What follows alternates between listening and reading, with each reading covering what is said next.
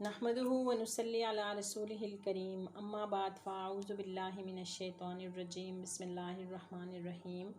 الحمد للہ رب العالمین الرحمن الرحیم مالک یوم الدین ایاک نعبد و ایاک نستعین اہدنا الصراط المستقیم صراط الذین انعمت علیہم غیر المغضوب علیہم ولا الضالین آمین رب اشرح لی صدری ویسر لی امری واحلل عقدۃ من لسانی یفقہوا قولی آمین۔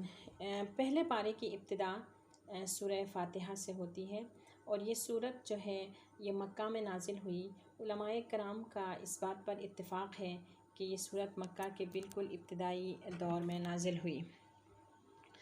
اور یہ 7 آیات پر مشتمل ہے۔ انتہائی مختصر ہونے کے باوجود اس سورت میں قرآن کریم کے جو بنیادی مقاصد اور مضامین ہیں ان کا ذکر اس سورت میں کیا گیا ہے۔ اسی وجہ سے اس سورت کو قرآن کریم کا خلاصہ کہا جاتا ہے، کیونکہ قرآن کریم کے جو بنیادی مضامین ہیں وہ کیا ہیں؟ توحید، رسالت اور قیامت۔ اور توحید کا ذکر بھی اس سورت میں ہے۔ الحمدللہ رب العالمین، ہم کہتے ہیں کہ ایاک نعبد و ایاک نستعین، خاص تیری ہی عبادت کرتے ہیں اور تجھ ہی سے مدد مانگتے ہیں، تو اس طرح یہاں توحید کا ذکر آیا۔ تو مالک یوم الدین میں قیامت کا ذکر کیا گیا، اور رسالت میں اہدنا الصراط المستقیم صراط الذین انعمت علیہم، کہ ان لوگوں کا راستہ اے اللہ ہمیں نصیب فرما جن پر تو نے انعام فرمایا ہے۔ تو انعام یافتہ کون ہیں؟ قرآن کریم کی دوسری آیت سے پتہ چلتا ہے کہ انعام یافتہ جو ہیں وہ انبیاء کرام ہیں، صدیقین ہیں، شہداء ہیں اور صالحین ہیں۔ اور اسی طرح اس صورت میں ان قوموں سے بچنے کی تلقین کی گئی ہے جن کے بدعمالیوں کی وجہ سے وہ اللہ تعالیٰ کے عذاب اور غضب کے مستحق ہو گئیں۔ اور یہ صورت جو ہے اس میں اللہ تعالیٰ کی صفات اور اسماء کا بھی ذکر کیا گیا ہے کہ اور اسی کی عبادت اور اسی سے استعانت، استقامت و ہدایت کی دعا کا حکم ہے۔ تو یہ جو صورت ہے اس مختصر صورت ہے، خلاصۃ القرآن ہے، تو اس کو پڑھنے سے ہم ایک جھلک میں پورے قرآن کریم یعنی باقی جو 113 صورتیں ہیں ان کی ہم جھلک اس صورت میں دیکھ سکتے ہیں۔ شاید اسی لیے ہمیں ہر نماز کی ہر رکعت میں یہ صورت پڑھنے کا کہا گیا ہے۔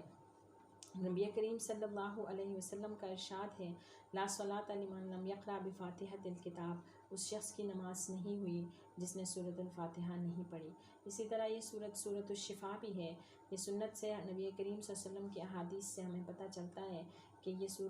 سورت پڑھ کر دم کرنے سے روحانی اور جسمانی دونوں شفا ہم حاصل کر سکتے ہیں۔ اور سورۃ البقرہ، بسم اللہ الرحمن الرحیم، الف لام میم ذالک الکتاب لا ریب فیہ ھدی للمتقین الذین یؤمنون بالغیب ویقیمون الصلاۃ ومما رزقناہم ینفقون والذین یؤمنون بما انزل الیک وما انزل من قبلک وبالآخرۃ ھم یوقنون اولئک علی ھدی من ربہم واولئک ھم المفلحون۔ دوسری صورت، پہلے پارے کی دوسری صورت جو ہے وہ سورۃ البقرہ ہے۔ سورۃ البقرہ قرآن کریم کی سب سے طویل صورت ہے جو کہ 286 آیات پر مشتمل ہے، اور اس صورت کا اکثر حصہ ہجرت مدینہ کے بعد بالکل ابتدائی دور میں نازل ہوا، اور اس صورت کا نام سورہ بقرہ رکھا گیا کیونکہ عربی زبان میں بقرہ گائے کو کہتے ہیں، کیونکہ اس صورت میں بقرہ کا لفظ آیا ہے اور گائے ذبح کرنے کا واقعہ بھی اس صورت میں مذکور ہے، اسی لیے اسے سورۃ البقرہ کہا جاتا ہے۔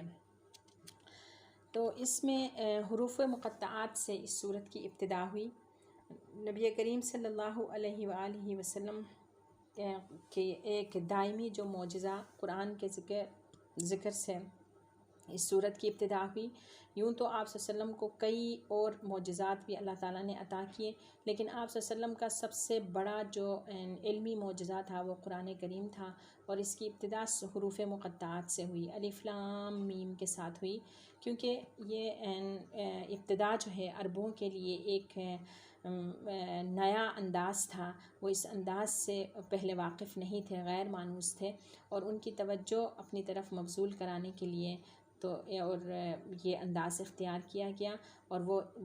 توجہ سے بات سننے پر جو ہے مجبور ہو گئے۔ اور اگر ہم دیکھیں تو قرآن کریم کی جن جن صورتوں کا آغاز حروف مقطعات سے ہوا ہے وہاں قرآن کریم کی عظمت اور صداقت، اعجاز اور حقانیت کا بھی تذکرہ ہوا ہے، جس کی وجہ سے علماء کرام کی ایک بڑی جماعت کی رائے یہ ہے کہ یہ حروف لا کر حقیقت میں قرآن کو انسانی کاوش قرار دینے والوں کو چیلنج کیا گیا ہے کہ اگر آپ یہ سمجھتے ہو کہ یہ قرآن کریم نبی کریم صلی اللہ علیہ وسلم کا خود ساختہ کلام ہے تو تم بھی انہی حروف جنہیں تم ہمیشہ استعمال کرتے رہتے ہو ایسا ہی کلام بنا لو۔ تمہیں اپنی فصاحت اور بلاغت اور زبان دانی پر بڑا ناز ہے، جس کی وجہ سے تم اپنے مقابلے میں باقی تمام انسانوں کو گونگے عجمی سمجھتے ہو، لیکن تاریخ گواہ ہے کہ وہ اس جیسا کلام جو ہے اس کو لانے کے لیے اس چیلنج کو کافروں نے کبھی بھی قبول نہیں کیا اور نہ کوئی قیامت تک قبول کر سکے گا۔ پھر اس کے بعد جو ہے انسانوں کی 3 قسمیں جو ہیں ان کا ذکر ہے۔ پہلی قسم کیا ہے؟ مومن ہیں، دوسری قسم کافر ہیں اور منافق ہیں۔ اور پھر شروع میں جو ہے مومنوں کی صفات یعنی 5 صفات کا ذکر ہے کہ مومنین کون ہیں؟ وہ ایمان بالغیب یعنی غیب پر ایمان رکھتے ہیں، یعنی مومنین الذین یؤمنون بالغیب کہ وہ غیب پر ایمان رکھتے ہیں، ان تمام حقائق پر جن کا حواس سے ادراک نہیں کیا جا سکتا، جیسے جنت ہے، دوزخ ہے، حشر ہے، حساب و جزا ہے، ان پر وہ ایمان رکھتے ہیں۔ اور مومنین کی جو دوسری صفت ہے وہ کیا ہے؟ اقامت الصلاۃ ہے، یعنی وہ نماز کو شروط اور آداب کا لحاظ رکھتے ہوئے مستقل ادا کرتے رہتے ہیں۔ اسی طرح ان کے صفات میں ادائے زکوٰۃ کا ذکر ہے کہ قرآن ان کی صفات میں سے یہ ہے کہ وہ زکوٰۃ ادا کرتے ہیں۔ اگر ہم دیکھیں قرآن کریم میں عام طور پر زکوٰۃ اور نماز کا اکٹھے ہی ذکر آیا ہے، کیونکہ نماز اللہ تعالیٰ کا اور زکوٰۃ بندوں کا حق ہے، اور انسان کا ایمان اس وقت تک کامل نہیں ہو سکتا جب تک وہ دونوں قسم کے حقوق ادا نہ کرے۔ اسی طرح مومنین کی صفات میں چوتھی جو صفت ہے وہ یہ ہے کہ وہ آسمانی تمام کتابوں پر ایمان رکھتے ہیں جو مختلف زمانوں میں مختلف انبیاء اور رسول پر نازل کی گئیں۔ اور ان کی 5ویں جو صفت بتائی گئی ہے وہ یہ کہ وہ آخرت کی ایسی تصدیق کرتے ہیں جس میں شک و شبہ کی کوئی گنجائش نہیں ہے۔ پھر آخری 5ویں آیت میں انہی مومنین کا، ان صفات والوں کا نتیجہ بتایا گیا ہے کہ اولئک علی ھدی من ربہم، یہ لوگ اپنے رب کی طرف سے ہدایت پر ہیں، واولئک ھم المفلحون، اور یہی لوگ ہیں فلاح پانے والے۔ اس کے بعد جو ہے 2 آیات میں کفار کا ذکر آیا ہے اور منافقین کا 13 آیات میں ذکر کیا گیا ہے۔ ان الذین کفروا سواء علیہم اانذرتہم ام لم تنذرہم لا یؤمنون، کہ کفار جو ہیں وہ ایسے لوگ ہیں کہ ان کے لیے برابر ہے آپ ان کو بتائیں نہ بتائیں، ان کو ڈرائیں نہ ڈرائیں، وہ کبھی بھی ایمان لانے والے نہیں ہیں، کیونکہ اللہ نے ان کے دلوں پر ایک مہر لگا دی ہے اور وہ اس کو سمجھ نہیں سکتے، اور ان کے لیے دردناک عذاب تیار ہے۔ پھر وَمِنَ النَّاسِ مَن يَقُولُ آمَنَّا بِاللَّهِ، یہاں سے آگے 13 آیات میں منافقین کا ذکر ہے، اور منافقین کے کچھ اوصاف جو ہیں وہ بتائے گئے ہیں۔ منافقین کی جو اوصاف ہیں وہ کیا ہیں؟ جھوٹ ہے، دھوکہ، وہ جھوٹ بولتے ہیں، وہ دھوکہ دیتے ہیں، وہ شعور نہیں رکھتے، وہ قلبی بیماریوں میں مبتلا ہیں۔ کون سی بیماریاں؟ حسد ہے، تکبر ہے اور حرص ہے، اس جیسی بیماریوں میں وہ مبتلا ہیں۔ وہ مکر و فریب کرتے ہیں، وہ بیوقوف ہیں، وہ احکام الہی کا مذاق اڑاتے ہیں، وہ زمین میں فتنہ اور فساد پھیلاتے ہیں، وہ جہالت اور گمراہی میں مبتلا ہیں، وہ تذبذب کا شکار ہیں، وہ ایمان والوں کا بھی مذاق اڑاتے ہیں۔ تو مومنوں پر یہ لازم ہے کہ وہ ان اوصاف سے اپنا دامن بچا کر رکھیں۔ تو اس کے بعد جو ہے اس صورت میں یا ایھا الناس اعبدوا ربکم الذی خلقکم والذین من قبلکم لعلکم تتقون، کہ انسان کو حکم دیا گیا ہے کہ اے لوگو تم اپنے رب کی عبادت کرو، وہ رب جس نے تمہیں رب، جیسے قرآن سورہ فاتحہ کے شروع میں رب العالمین، رب اللہ تعالیٰ کی ربوبیت کی صفت کا ذکر ہے کہ رب کون ہے؟ وہ رب جو تمہاری بنیادی ضروریات یعنی جسمانی ضروریات کے ساتھ ساتھ تمہاری روحانی ضروریات کا بھی خیال رکھتا ہے۔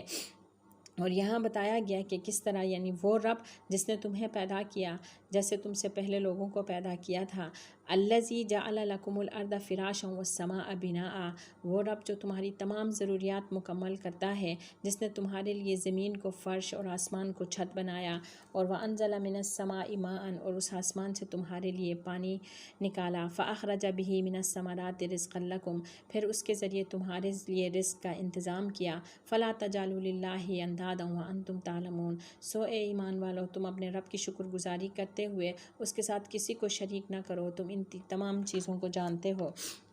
کہ یہ سب کچھ اللہ تعالیٰ نے تمہیں عطا کیا ہے۔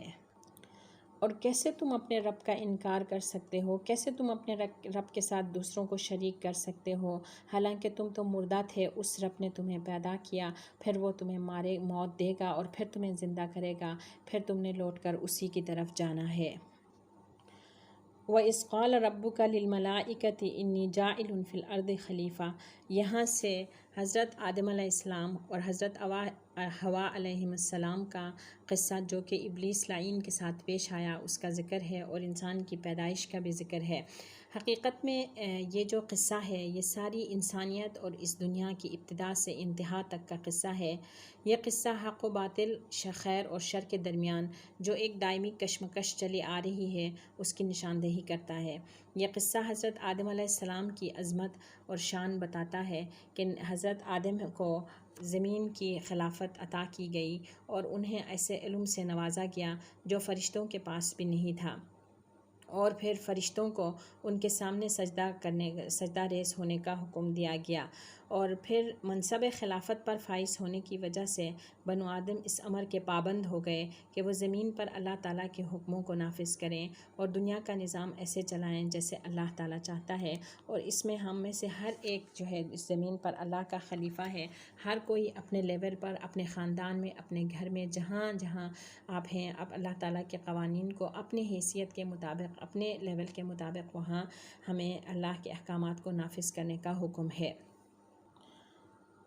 یا بنی اسرائیل اذکروا نعمتی التی انعمت علیکم واوفوا بعہدی اوفی بعہدکم وایایا فارہبون۔ یوں تو قرآن کریم میں متعدد مقامات پر بنی اسرائیل کا ذکر آیا ہے، لیکن ان کے بارے میں سب سے زیادہ تفصیلی جو بحث آئی ہے، جو ان کا ذکر آیا ہے، وہ تقریباً یعنی اس پارے میں، یہ پہلا پارہ تقریباً ہی ان کے ذکر پر ہی مشتمل ہے۔ اس میں سب سے پہلے تو یہ بتایا گیا کہ اللہ تعالیٰ نے بنی اسرائیل کو بے شمار ظاہری اور باطنی، دینی اور دنیاوی نعمتوں سے مالا مال کیا تھا، بلکہ مثلاً ان کے اندر سب سے زیادہ انبیاء، اللہ تعالیٰ نے ان کہا کہ قرآن کریم میں فرماتے ہیں اذکروا نعمتی التی انعمت علیکم وانی فضلتکم علی العالمین، کہ اے بنی اسرائیل تم میری نعمتوں کو یاد کرو جو کہ میں نے تم پر اتاری ہیں، وانی فضلتکم علی العالمین، میں نے تم کو جہاں والوں پر فضیلت دی۔ جہاں والوں پر کس طرح فضیلت دی؟ کہتے ہیں کہ کثرت سے انبیاء انہی میں پیدا ہوئے، اور بعض روایات میں آیا ہے کہ کم و بیش 40,000 انبیاء بنی اسرائیل میں آئے تھے۔ تو اسی طرح اللہ تعالیٰ نے انہیں دنیاوی خوشحالی عطا کی تھی، عقیدہ توحید اور ایمان کی نعمت سے بھی ان کو سرفراز فرمایا، فرعون کے مظالم سے ان کو نجات دی، جیسا کہ کہا کہ وَإِذْ نَجَّيْنَاكُمْ مِنْ آلِ فِرْعَوْنَ يَسُومُونَكُمْ سُوءَ الْعَذَابِ، فرعون کے مظالم سے نجات دی۔ انہوں نے موسیٰ علیہ السلام کی قیادت میں مصر سے ہجرت کی اور فرعون نے ان کا تعاقب کیا تو سمندر میں ان کے لیے یعنی بنی اسرائیل کے لیے راستے بنا دیے اور ان پر ظلم و ستم ڈھانے والوں کو یعنی فرعون کو اس کے لشکر سمیت اس میں غرق کر دیا۔ اسی طرح صحرائے سینا میں وہ بے سار و سامانی کے عالم میں تھے تو اللہ تعالیٰ نے ان کے کھانے پینے کا انتظام کیا، من و سلوا اتارا اور ان کے سائے کے لیے ٹھنڈے بادلوں کا انتظام فرما دیا۔ جب ان کو پیاس لگی، پانی کی تلاش ہوئی تو پتھر سے 12 چشمے ان کے لیے جاری فرما دیے۔ اس کے بعد یہ بتایا گیا کہ انہوں نے ان نعمتوں کا جو ہے شکر ادا نہ کیا اور اللہ تعالیٰ کی وہ ناشکری کرتے رہے، ناشکری کی بیماری میں وہ مبتلا ہو گئے۔ چنانچہ انہوں نے حق کو چھپایا، خاتم النبیین صلی اللہ علیہ وسلم کی نبوت کا انکار کیا، بچھڑے کو معبود بنایا، دشت سینا میں بے صبری اور حرص و طمع کا مظاہرہ کیا، اریحا شہر میں متکبرانہ انداز میں داخل ہوئے، حالانکہ وَإِذْ قُلْنَا ادْخُلُوا هَٰذِهِ الْقَرْيَةَ فَكُلُوا مِنْهَا حَيْثُ شِئْتُمْ رَغَدًا وَادْخُلُوا الْبَابَ سُجَّدًا وَقُولُوا حِطَّةٌ نَغْفِرْ لَكُمْ خَطَايَاكُمْ وَسَنَزِيدُ الْمُحْسِنِينَ۔ وہ متکبرانہ انداز میں داخل ہوئے جبکہ انہیں عاجزی کے ساتھ داخل ہونے کا حکم دیا گیا تھا، اور انہوں نے انبیاء کو ناحق قتل کیا، بار بار بدعہدی کے مرتکب ہوئے، ان کے دل سخت ہو گئے، انہوں نے اللہ تعالیٰ کے کلام میں لفظی اور معنوی تحریف کی، شریعت کے بعض احکام پر وہ ایمان لائے اور بعض کا انہوں نے انکار کیا، وہ بغض اور حسد کی بیماری میں مبتلا ہو گئے، اور انہیں مادی زندگی سے مبالغے کی حد تک محبت تھی، اور اللہ تعالیٰ کے جو مقرب فرشتے ہیں ان سے بیزاری کا اظہار وہ کرتے تھے۔ وَإِذْ قَالَ مُوسَىٰ لِقَوْمِهِ إِنَّ اللَّهَ يَأْمُرُكُمْ أَن تَذْبَحُوا بَقَرَةً قَالُوا أَتَتَّخِذُنَا هُزُوًا قَالَ أَعُوذُ بِاللَّهِ أَنْ أَكُونَ مِنَ الْجَاهِلِينَ۔ یہاں سے اس گائے کے ذبح کرنے کا واقعہ ذکر کیا گیا ہے کہ بنی اسرائیل کا ایک مالدار شخص تھا، اس کو اس کے بھتیجے نے اس کا مال اور اس کی دولت ہتھیانے کے غرض سے قتل کر دیا، پھر رات کی تاریکی میں اس کی لاش اٹھا کر کسی دوسرے کے دروازے پر ڈال دی اور اس پر قتل کا دعویٰ کر دیا۔ تو قریب تھا کہ مدعی اور مدعا علیہ کے خاندان ایک دوسرے پر ہتھیار اٹھا لیتے۔ اللہ تعالیٰ نے موسیٰ علیہ السلام کے ذریعے انہیں گائے ذبح کرنے کا اور اس کے گوشت کا کچھ حصہ اس مقتول کے جسم کے ساتھ لگانے کا حکم دیا، تو ایسا کرنے سے مقتول زندہ ہو کر اٹھ بیٹھا اور اس نے اپنے قاتل کی نشاندہی کر دی۔ تو اتفاق سے انہی دنوں بنی اسرائیل کا ایک گروہ تھا جو کہ مرنے کے بعد دوبارہ زندگی کا انکار بھی کر رہا تھا، تو مقتول کے زندہ ہونے سے نہ صرف یہ کہ قاتل کی نشاندہی ہوئی بلکہ بعثت بعد الموت یعنی موت کے بعد جو دوبارہ ہمارا اٹھایا جانا ہے اس پر بھی ایک حجت قائم ہو گئی۔ اس کے علاوہ جو ہے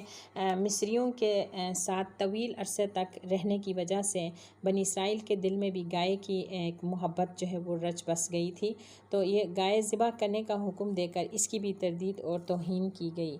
تو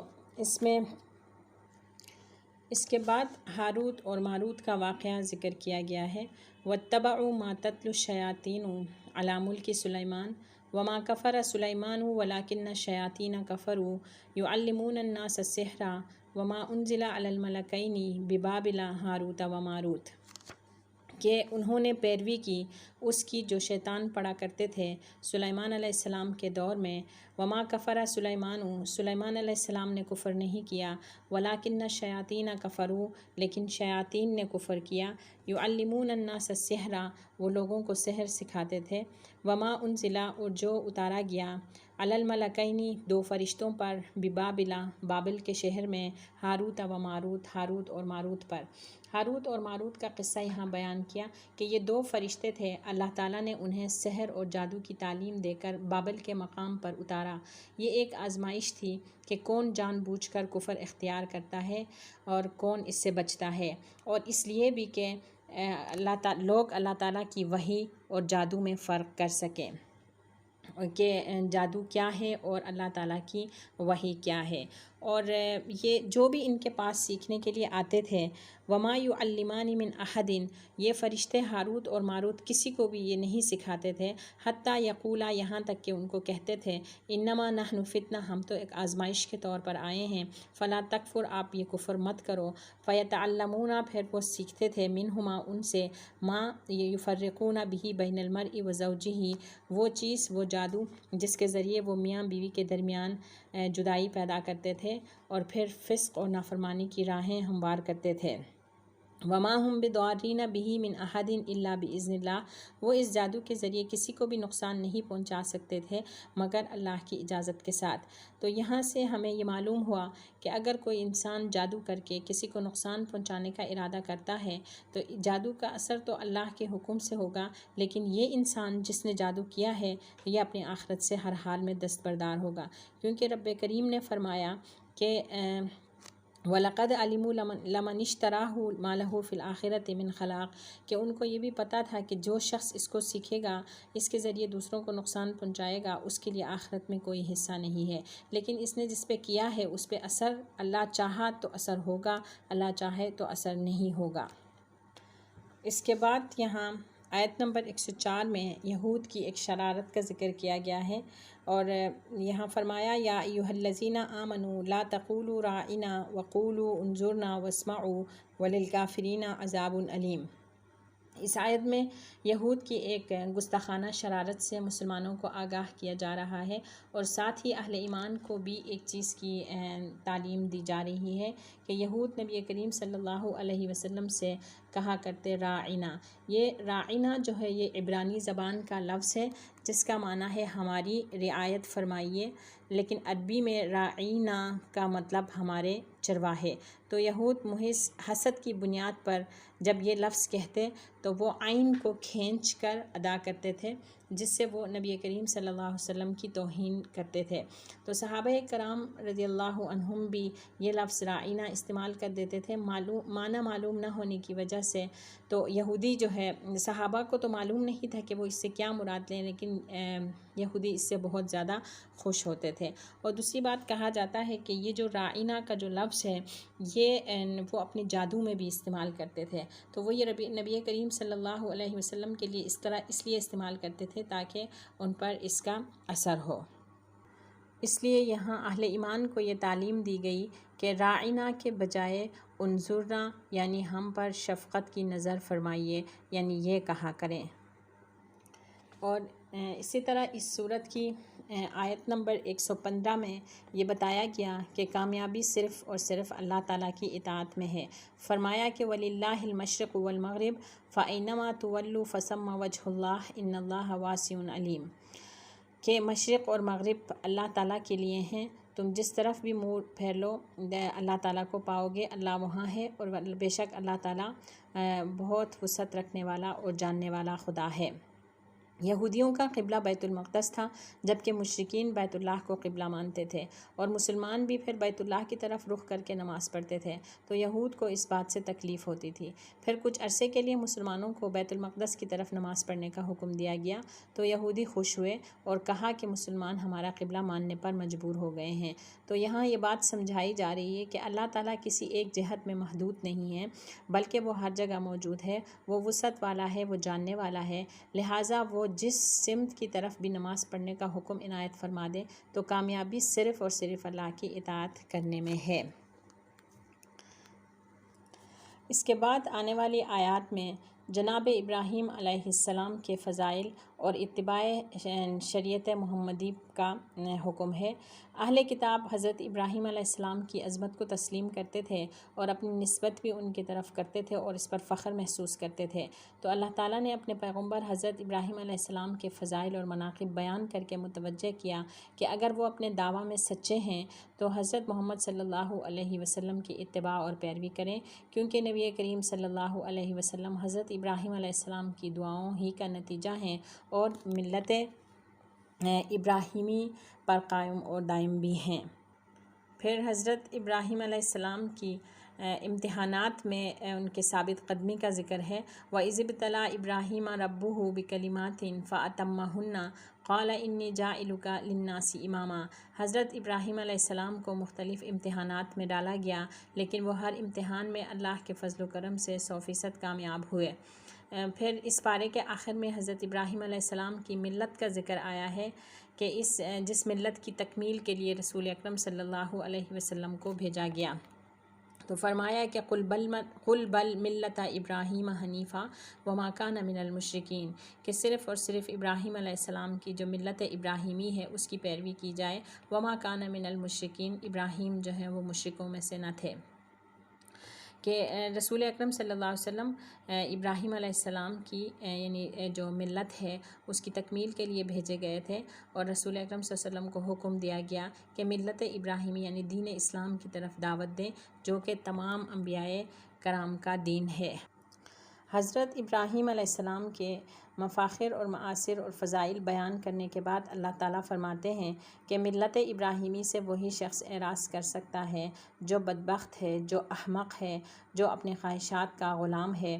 یہود و نصارہ جو ہے وہ واقعی میں ایسے ہی تھے، جو حضرت ابراہیم علیہ السلام کی طرف اپنی نسبت تو کرتے تھے اور اس پر فخر بھی محسوس کرتے تھے، لیکن انہوں نے ان کی پیروی نہیں کی بلکہ یہودیت اور نصرانیت کی اتباع میں رہے۔ تو اللہ تعالیٰ نے اپنے نبی کو حکم دیا کہ آپ انہیں دین اسلام کی طرف دعوت دیں، اور پھر بتایا گیا کہ فَإِنْ آمَنُوا بِمِثْلِ مَا آمَنْتُمْ بِهِ فَقَدِ اهْتَدَوْا، کہ اگر وہ یہود اس طرح ایمان لائیں جس طرح نبی کریم صلی اللہ علیہ وسلم کی تیار کردہ جماعت صحابہ کرام اور اہل بیت جو ہے وہ ایمان لائے ہیں، یعنی یہاں جو ہے صحابہ کرام کو معیار حق قرار دیا گیا، تو اگر یہ بھی ان کی طرح ایمان لائیں تو یہی فقد اہتدوا، تو یہی ہدایت پا جائیں گے۔ اور دعا ہے کہ اللہ تعالیٰ ہمیں دین اسلام کو اختیار کرنے کی اور اس کے مطابق زندگی گزارنے کی توفیق عطا فرمائے۔ وآخر دعوانا ان الحمد للہ رب العالمین۔ نحمدہ ونصلی علی رسولہ الکریم۔